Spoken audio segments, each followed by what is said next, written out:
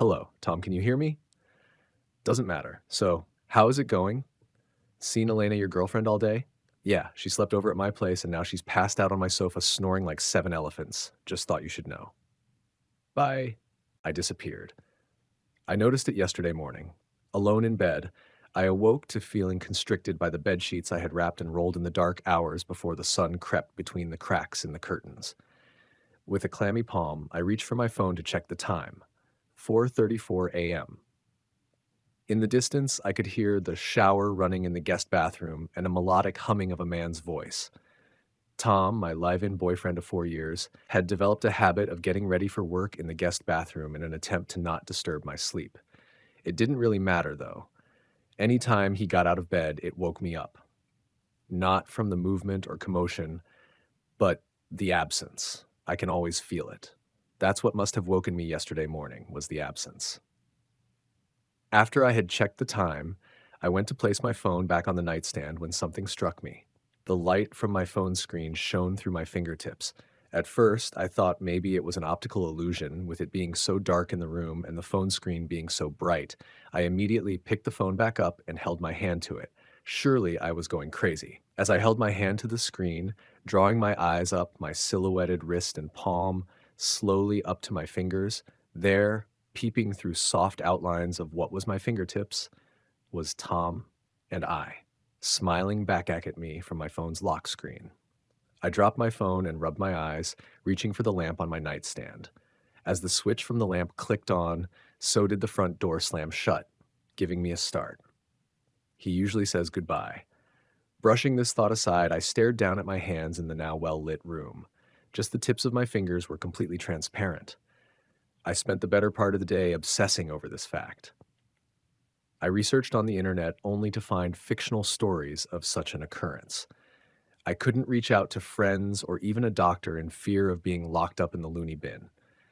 That is to say, if I had any friends left since Tom and I got together. Seems like everyone makes excuses these days.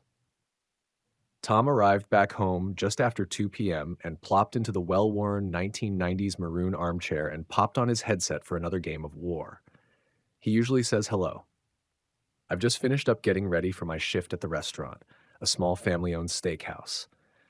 By now, the whole of my hands were nowhere to be seen, and although I could not see them, they shook violently as I attempted to apply a full face for the impending dinner service.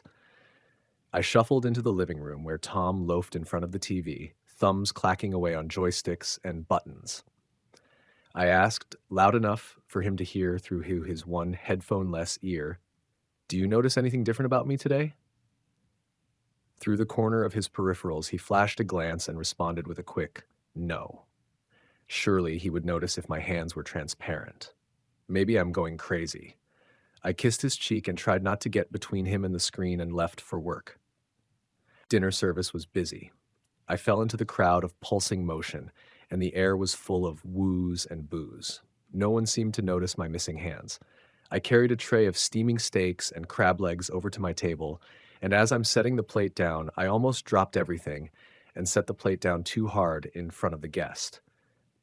I apologize as I look on in awe straight through my forearms to the tabletop. I was now invisible up to my elbows.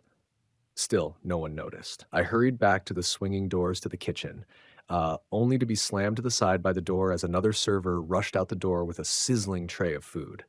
Wind knocked half out of me.